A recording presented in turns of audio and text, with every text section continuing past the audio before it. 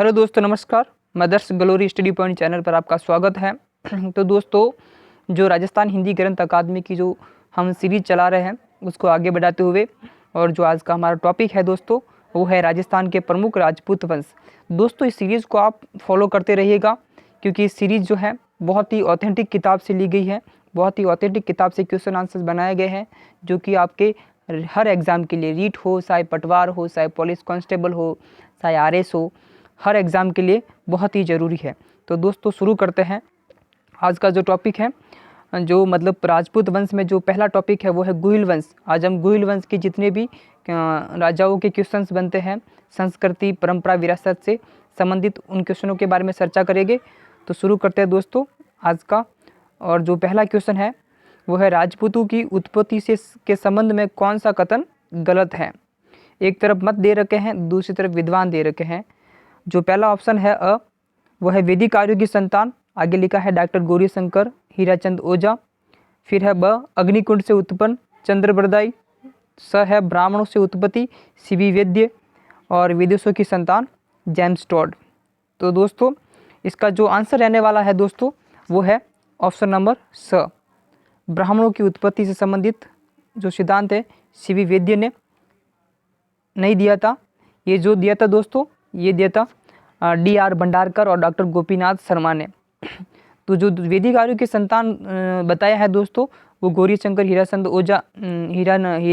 ओझा है, उन्होंने बताया। और उनके साथ ही सीवी वैद्य भी हैं, याद रखना। ये उन दोनों ने मिलके वैदिक आर्यों की संतान बताया राजपूतों को। और अग्निकुंड से उत्पन्न का सिद्धांत है वो चंद्रबरदाई है, जो कि पृथ्वीराज रासों में लिखा हुआ है। और विदेशों की संतान जेम्स टॉड ने कहा है, सही है। लेकिन ब्राह्मणों से उत्पत्ति का सिद्धांत जो दिया दोस्तों, वो दिया है डॉक्टर D.R. भंडारकर और डॉक्टर गोपीनाथ शर्मा। ठीक है दोस्तों, इसका आंसर हो गया ऑप्शन नंबर स। आगे देखते हैं, हिंदुआ सूरज की उपाधि से कौन सा राजा जाना जाता था। हिंदुआ सूरज की उपाधि से कौन सा राजा जाना जाता था। ऑप्शन दे रखे हैं लाखा, जैतर सिंह, बप्पा रावल, राणा हमीर। तो इसका जो आंसर है दोस्तों वह है ऑप्शन नंबर स, बप्पा रावल। बप्पा रावल को हिंदुआ सूरज कहा जाता था, याद रखना, बप्पा रावल। हिंदुआ सूरज की उपाधि किसको प्राप्त थी या किसने धारण की थी, तो वो था बप्पा रावल। आगे देखते हैं, कौन सी प्रशस्ति के अनुसार बप्पा रावल ने 734 ईस्वी में चित्तौड़ के शासक मानमोरी को हराकर उस पर अधिकार कर लिया था। ऑप्शन दे रखे हैं रणकपुर प्रशस्ति, कुंभलगढ़ प्रशस्ति, राज प्रशस्ति, या इनमें से कोई नहीं। तो दोस्तों, इसका जो आंसर है वो ऑप्शन नंबर स है, राज प्रशस्ति। राज प्रशस्ति के अनुसार ही बप्पा रावल ने 734 ईस्वी में मानमोरी को हराकर चित्तौड़ पर अधिकार कर लिया था। और दोस्तों, बप्पा रावल ने कैलाशपुरी में एक लिंग जी का मंदिर बनाया था। ये भी तथ्य बहुत मोस्ट है। बप्पा रावल ने कैलाशपुरी में एक लिंग जी का मंदिर बनाया था। और जो बप्पा रावल का जो वास्तविक नाम है दोस्तों वो था कालभोज। कालभोज की उपाधि है बप्पा रावल, याद रखना, कालभोज की उपाधि है। और एक तथ्य और है कि जो बप्पा रावल, उसके गुरु का क्या नाम था। उनके गुरु का नाम था हारित ऋषि, हारित राशि। आगे देखते हैं, जैतर सिंह ने 1227 ईस्वी में भूताला के युद्ध में दिल्ली के सुल्तान इल्तुतमिश की सेना को परास्त किया। ये वर्णन कौन से ग्रंथ में मिलता है। ये वर्णन कौन से ग्रंथ में मिलता है। तो देखते हैं, ऑप्शन दे रखा है अमरसार, खुमान रासो, हमीर मदमर्दन और राज रत्नाकर। तो दोस्तों, इसका जो आंसर है वो है हमीर मदमर्दन। हमीर मदमर्दन में ये भूताला के युद्ध का वर्णन मिलता है, जिसमें जैतर सिंह ने इल्तुतमिश की सेना को परास्त किया था। और दोस्तों, जो हमीर मदमर्दन है ये लिखी किसने है, तो ये लिखी है जय सिंह सूरी ने। ये भी मोस्ट तथ्य है, जय सिंह सूरी ने ये लिखी है किताब। ग्रंथ किसने लिखा है, जय सिंह सूरी ने। आगे देखते हैं, राजस्थान का ताड़पत्र पर चित्रित प्रथम ग्रंथ श्रावक प्रतिक्रमण सूत्र सूरनी का चित्रण कौन से राजा के काल में हुआ था। ऑप्शन दे रखे हैं जैतर सिंह, रतन सिंह, तेज सिंह, लक्ष्य सिंह। तो इसका जो आंसर है दोस्तों वो है राणा तेज सिंह। ठीक है दोस्तों, और इसका जो चित्रकार था या फिर रचनाकार था या चित्रकार था वो था कमलचंद्र, याद रखना, कमल चंद्र ने ये चित्रित किया था। ठीक है दोस्तों, और तेज सिंह के काल में ये चित्रित हुआ था। आगे देखते हैं क्वेश्चन नंबर से, पद्मावत किसका ग्रंथ है? ऑप्शन दे रखे हैं गिरधर आशिया, जोधराज, मलिक मोहम्मद जायसी, करनीदान। तो दोस्तों इसका जो आंसर है वो है ऑप्शन नंबर स, मलिक मोहम्मद जायसी। दोस्तों इस पद्मावत में ही, मलिक मोहम्मद जायसी का जो ग्रंथ है पद्मावत में ही ये लिखा हुआ है कि जो अलाउद्दीन खिलजी का चित्तौड़ पर आक्रमण करने का जो उद्देश्य था वह था रानी पद्मिनी को प्राप्त करना। याद रखना दोस्तों, रानी पद्मिनी को प्राप्त करने का उद्देश्य था ये, मतलब जो अलाउद्दीन खिलजी ने चित्तौड़ पर आक्रमण किया था, तो उसके पीछे का कारण जो था वो था पद्मिनी को प्राप्त करना। ये कौन से ग्रंथ में लिखा है? पद्मावत में। आगे देखते हैं, किस लेख में चित्तौड़ का नाम खिजराबाद मिलता है? बहुत ही मोस्ट क्वेश्चन, किस लेख में चित्तौड़ का नाम खिजराबाद मिलता है? ऑप्शन दे रखा है खिरोदा का लेख, चौकली का लेख, धाबाई पीर की दरगाह लेख, या इनमें से कोई नहीं। तो दोस्तों इसका जो आंसर है वो है ऑप्शन नंबर स, धाबाई पीर की दरगाह लेख में चित्तौड़ का नाम खिजराबाद मिलता है। आगे है, चित्तौड़ का प्रथम शाखा किसके काल में व कब हुआ था? ऑप्शन दे रखे हैं जैतर सिंह 1250 ईस्वी, लक्ष्य सिंह 1382 ईस्वी, रतन सिंह 1303 ईस्वी, और इनमें से कोई नहीं। तो दोस्तों इसका जो आंसर है वो है जो चित्तौड़ का प्रथम शाखा रतन सिंह के काल में हुआ था और 1303 ईस्वी में। बहुत मोस्ट क्वेश्चन, 1303 ईस्वी में हुआ था और रतन सिंह के काल में हुआ था। और जो आक्रमण करता था दोस्तों वो था अलाउद्दीन खिलजी, जो कि 1303 में अलाउद्दीन खिलजी ने आक्रमण किया था, जिसमें दोस्तों गोरा बादल और रतन सिंह ने केसरिया किया था और रानी पद्मिनी ने 1600 रानियों के साथ जौहर किया था। आगे है, मेवाड़ का उद्धारक और विषम घाटी पंचानन की उपाध्याय किस शासक की थी? याद रखना, मेवाड़ का उद्धारक और विषम घाटी पंचानन की उपाध्याय किस शासक की थी? ऑप्शन दे रखे हैं रतन सिंह, लक्ष्य सिंह, राणा मोक्कल, राणा हमीर। तो दोस्तों इसका जो आंसर है वो है राणा हमीर। याद रखना, बहुत मोस्ट क्वेश्चन है। मेवाड़ का उद्धारक और विषम घाटी पंचानन राणा हमीर की उपाध्याय थी। आगे देखते हैं, जावर की चांदी की खान किस शासक के काल में खोजी गई? ऑप्शन दे रखे राणा लाखा, राणा मोक्कल, राणा कुंभा, राणा हमीर। तो इसका जो आंसर है दोस्तों वो है राणा लाखा। दोस्तों राणा लाखा के काल में ही पिछोला झील का निर्माण किया गया था। यह भी मोस्ट तथ्य है कि पिछोला झील का निर्माण किस राजा के शासन काल में हुआ? तो वो था राणा लाखा के काल में। आगे है, मेवाड़ का भीष्म पितामह किस शासक को कहा जाता है? मेवाड़ का भीष्म पितामह। तो दोस्तों ऑप्शन दे रखे छैतर सिंह, राणा मोक्कल, राणा कुंभा, राणा चुंडा। तो इसका जो आंसर है दोस्तों वो है राणा चुंडा। इसकी जो दोस्तों कहानी है कि जो मारवाड़ की हंसाबाई थी दोस्तों, उसका विवाह पहले चुंडा के साथ तय हुआ था, लेकिन किसी कारणवश उनका विवाह उनके पिता राणा लाखा से हुआ, जिसके कारण मतलब चुंडा ने आजीवन संन्यास ले लिया, यानी कि वो उस शासन के प्रति समर्पित हो गया। इसीलिए इसको मेवाड़ का भीष्म पितामह कहा जाता है। सारंगपुर का युद्ध कब व किसके मध्य हुआ?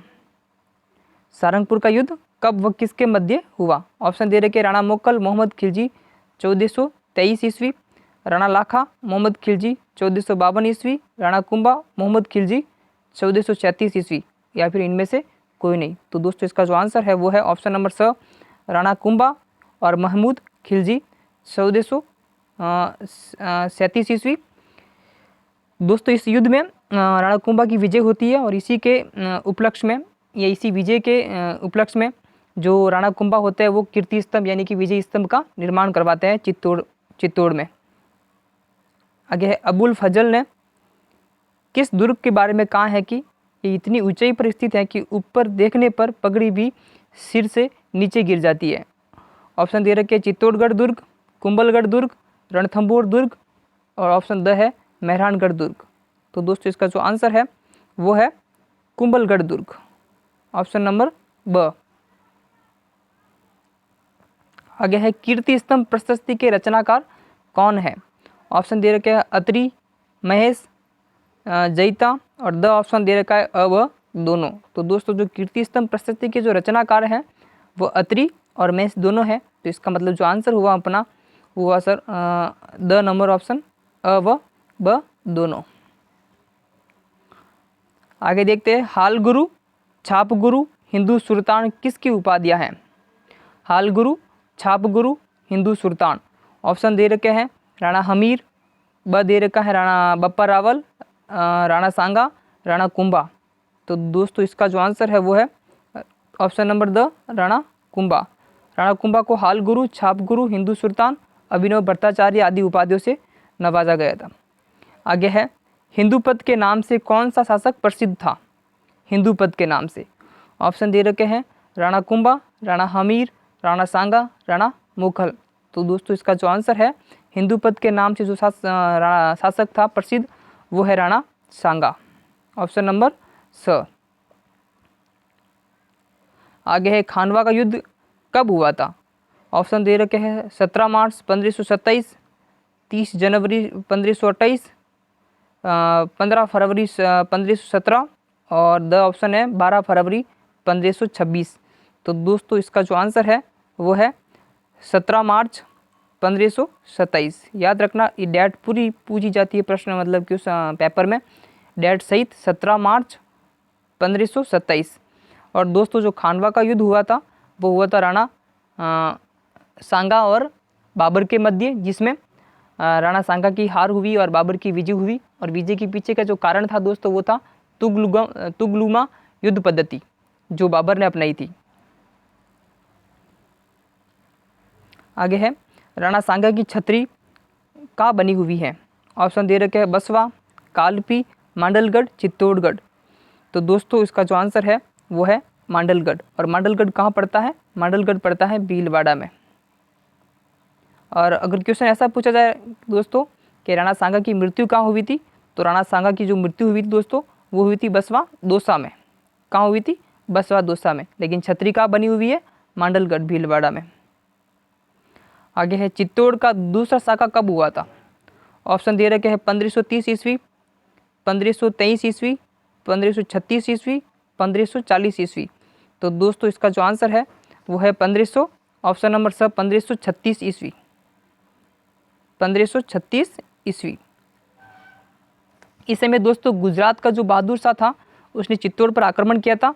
और उस टाइम में जो रानी थी वहाँ की वह थी कर्मावती। और कर्मावती ने हुमायूं को राखी भेजी थी, लेकिन हुमायूं टाइम पे नहीं पहुँचने के कारण जो कर्मावती थी दोस्तों उन्होंने जौहर किया था, जबकि बाघ सिंह जो थे उन्होंने केसरिया किया था। आगे है उदयपुर नगर की स्थापना कब की गई? ऑप्शन दे रखे 1459 ईस्वी, 1559 ईस्वी, 1659 ईस्वी, 1759 ईस्वी। तो दोस्तों इसका जो आंसर है वो है ब नंबर ऑप्शन 1559 ईस्वी। और करने वाले शासक कौन थे? महाराणा उदय सिंह। कौन थे? उदय सिंह। ये भी आप याद रखना। आगे है चित्तौड़ का तीसरा शाखा कब हुआ? ऑप्शन दे रखे 1526, 1540, 1568, 1560। तो दोस्तों इसका जो आंसर है वो है ऑप्शन नंबर स 1568 में चित्तौड़ का तीसरा शाखा हुआ था। और आक्रमणकर्ता कौन था? अकबर था। केसरिया किसने किया था? कल्ला राठौड़ और पत्ता ने। और जौहर किया था फूल कंवर ने। ये याद रखना, जौहर फूल कंवर ने किया, आक्रमणकर्ता अकबर था और केसरिया करने वाले थे कल्ला राठौड़ और पत्ता। और उस टाइम जो शासक था दोस्तों मतलब जो महाराणा था उस टाइम चित्तौड़ का वो था उदय सिंह, जो कि जंगलों में चले गए थे। मतलब इनके सैनिकों के और इनके जो थे सामंतों के कहने पर वो जंगलों में चले गए थे।